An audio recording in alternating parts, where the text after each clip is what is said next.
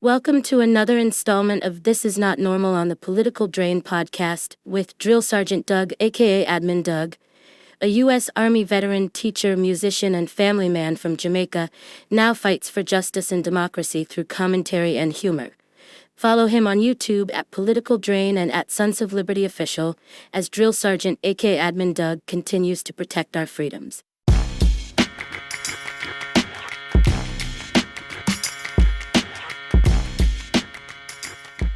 What's up, Family Liberty? Drill Sergeant, a.k.a. Admin Doug here, and it's over.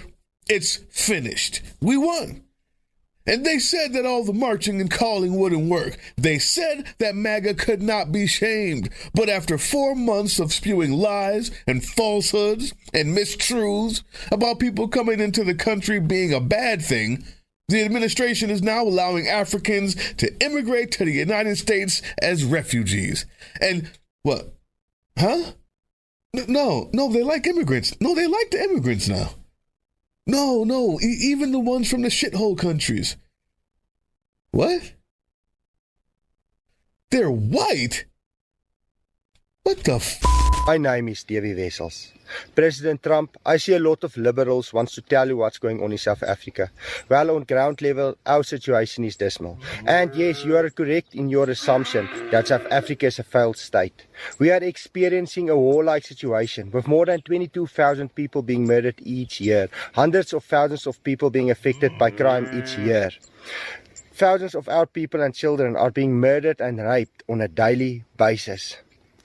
I'm a boer and farmer, and since the ANC came into power, thousands of white farmers were murdered and tortured to death on their farms. It's a genocide that's taking place that you people don't want to write about, but it's a terrible thing that's taking place, and farmers are being killed. They happen to be white, but whether they're white or black makes no difference to me, but white farmers are being brutally killed, and their land is being confiscated in South Africa, and the newspapers and the media, television media doesn't even talk about it. South Africa reports over 20,000 killings and deaths a year. Of that, only around 50 were white South African farmers. Oh my God! In case you missed it, Donald Trump is openly and brazenly pushing his whites-only immigration vision. They have an entire whole-ass website set up to help these white immigrants get into the United States within just a few months and receiving top-end housing, benefits, and support such as a monthly stipend. Brown people need not apply. And just so we're clear, fam, Afghan citizens who helped the United States during the 20-plus years-long global war on terror no longer have refugee protection. The Taliban will torture and kill refugees who helped America during our war there if we denied them entry and they are identified as still living in Afghanistan. Torture. The administration spent weeks on a news cycle blasting Haitian refugees as having eaten your dogs and cats. But the South Africans, the South Africans that are being fast-tracked don't even need to prove persecution. That's literally on the website. We'll take a look at it in a minute. So, why South Africans, you may ask? Good question. According to the actual human white people living there that we know personally, there's nothing wrong with white life in post-apartheid South Africa. Nothing.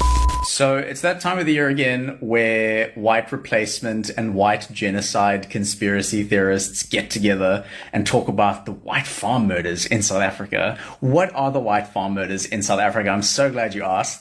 What is the case is that despite the fact white people only make up a measly 8% of the population in South Africa, white people also own proportionately more commercial agricultural properties than indigenous black people in South Africa. And I've seen so many videos of white Americans talking about how they've paid for white refugees from South Africa to save them from the farm murders, and then later finding out that those people have taken them for a ride, like free vacation, free immigration. Like, you guys are being played so hard and honestly deserved.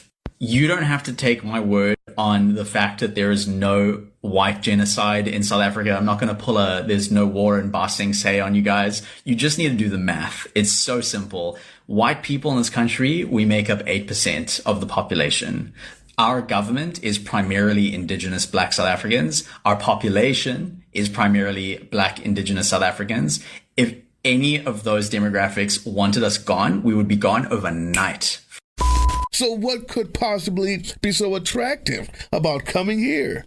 Huh? And what the hell are they so upset about at home that could drive them here? Well, luckily for us, good people, these dipshits literally put the answer right on the welcome website, like a fucking Sandals Resort advertisement for Sith Lords. Look at this shit. No need to prove persecution. Maybe that's because they can't prove persecution. Says here, you get free support from the government. But Social Security for citizens is a Ponzi scheme? Commercial farmers are fast-tracked. Let's see, is that while citizen farms are being decimated?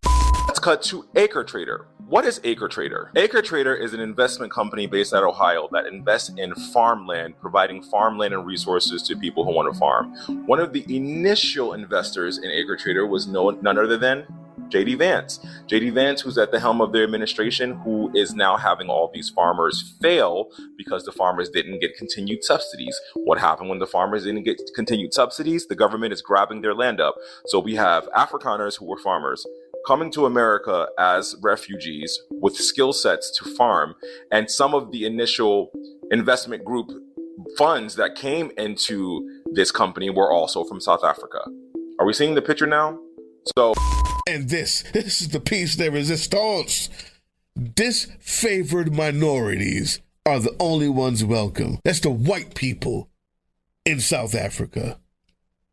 The reason for that is American citizens are fine with removing faceless darkies while cosplaying as patriots, but look outside. Huh? Look outside, people. Every Capitol, every weekend, every public park, and even at the doors of Congress, they don't have the numbers. The real Americans are fighting back. The real Americans won't go quietly. We ended segregation more than a generation ago. Even the most racist, khaki pant-wearing, closeted gay U-Haul cargo boy doesn't really have the stomach to actually fulfill those fantasies of theirs. In short, they don't have the numbers. Let me make it personal for MAGA scum in the back. You don't have the numbers, pussy. Yeah. That evil empire, they need the people who still know what it takes to turn a population of humans into a class of servants. They need that special kind of practiced everyday evil it takes to turn people like me into objects of every white sadist's desire.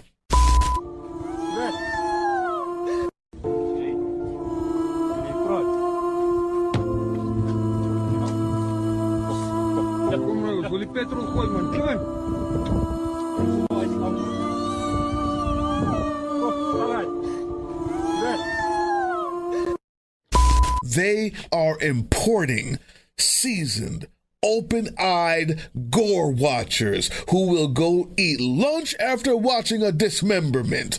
The kind that would bring their children to watch a hang, then burn, and then take a piece of the skin home to commemorate the picnic with their daughter.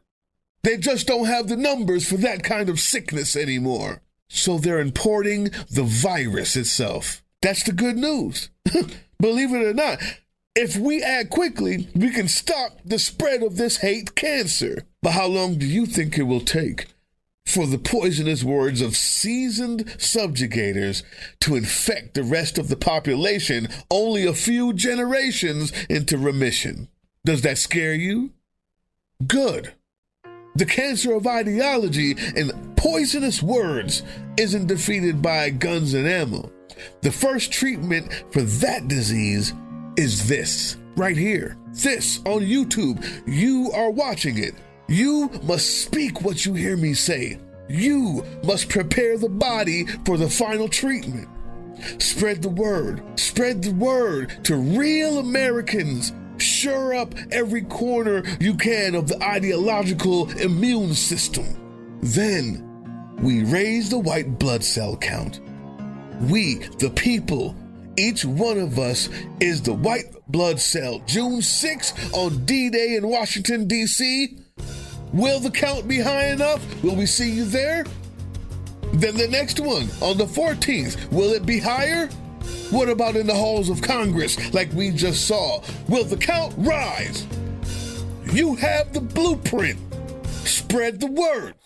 Reject the evil ideology. Prepare the body every day and watch the cell count rise until this disgusting fever breaks. You have the blueprint, family, and as of right now, they don't have the numbers.